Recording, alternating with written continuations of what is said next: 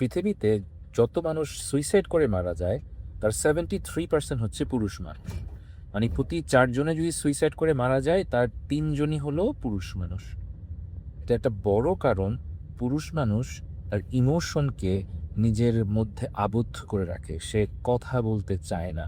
আবার আমরাও তাকে জাজ করি যে, "তুমি পুরুষ, তোমার কেন ডিপ্রেশন হবে? তোমার কেন স্ট্রেস হবে?"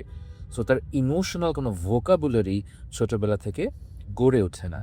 অ্যান্ড দ্যাটস ওয়াই আমরা দেখি যে পুরুষ মানুষ ডিপ্রেশনে ওভারঅল কম সাফার করলেও তার ডিপ্রেশন প্রচণ্ড গাঢ় হয়ে যায় খুবই দ্রুত। কারণ সে হেল্প সিক করে না।